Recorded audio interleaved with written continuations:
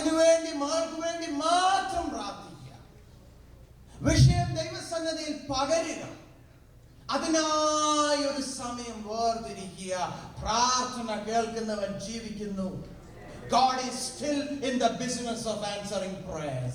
I proclaim that God is still in the business of answering prayers. ഞാൻ യഹോവയ്ക്കായി കാത്തിരുന്നു, അവൻ എങ്കിലേക്ക് ചാഞ്ഞ് എന്റെ നിലവിളി കേട്ടു. ഇത് സ്വന്തം ജീവിതത്തോട് ചേർത്ത് പറയണം. സങ്കീർത്തനം 40:1. അപ്പൊ അവിടെ സമയമൊന്നും വെച്ചിട്ടില്ല. ഞാൻ യഹോവയ്ക്കായി 7 വർഷം കാത്തിരുന്നു എന്ന് പറഞ്ഞില്ല.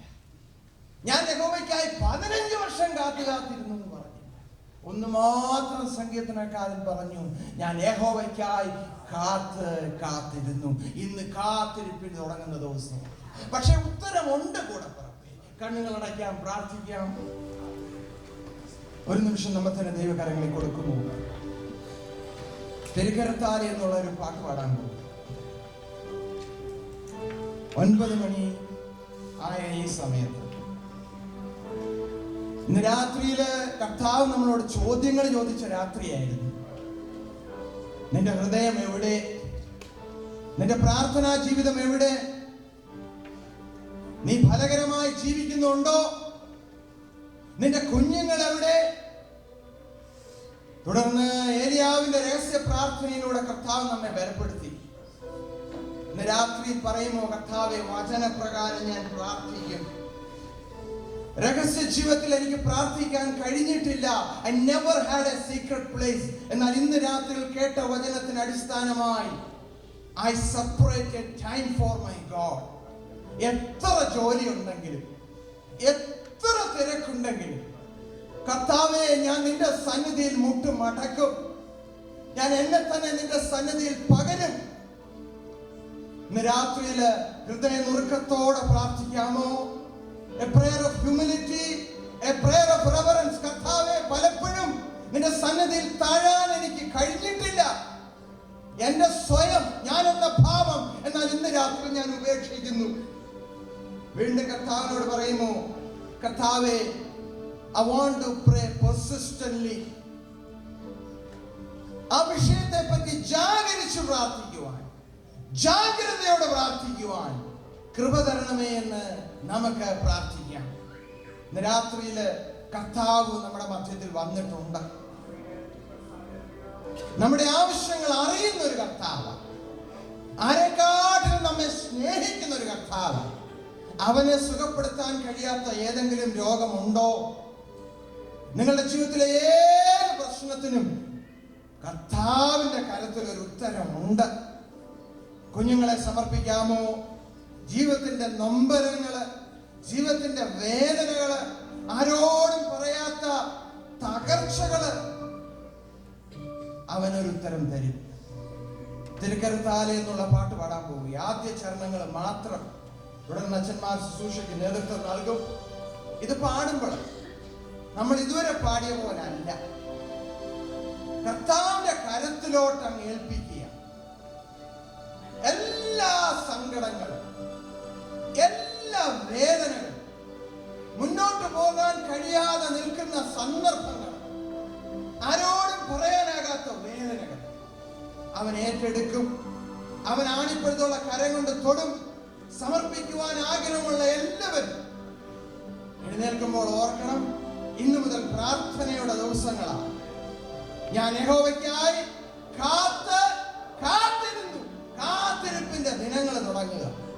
ഇന്നു മുതൽ ഒരു പുതിയ പ്രാർത്ഥനയുടെ അനുഭവത്തിലേക്ക്.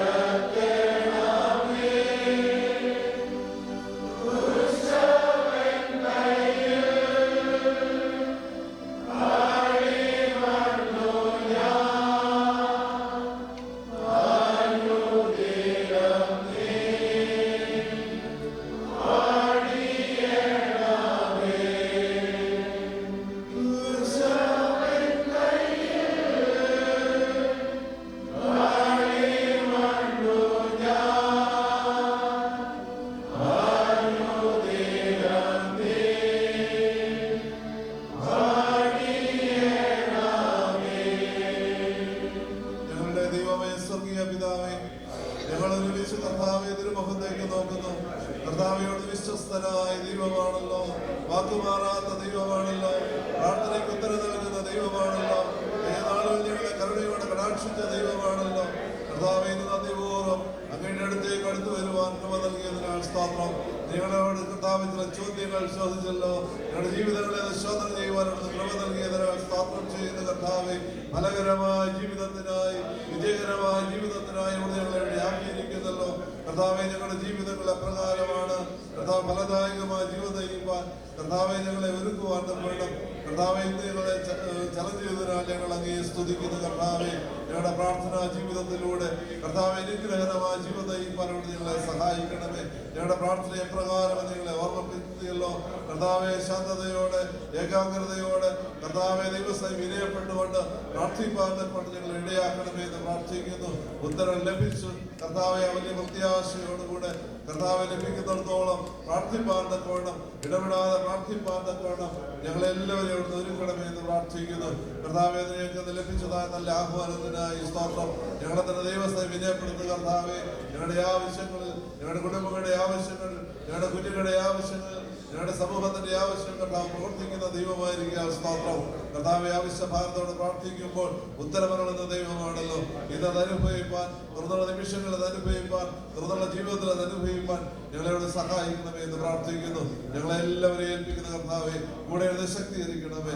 വചന ശുശ്രൂഷ നിർമ്മാതായ സ്തോത്രം. കർത്താവ് ബലപ്പെടുത്തിയതിനെ ആസ്വദിക്കുന്ന കർത്താവെ, പ്രാഗൽഭ്യത്തോടെ നിൽപ്പാൻ കർത്താവെ തുറന്നുള്ള ശക്തീകരിക്കണമേ. നാളെ ഞങ്ങളുടെ യോഗത്തിനായി പ്രാർത്ഥിക്കുന്നു.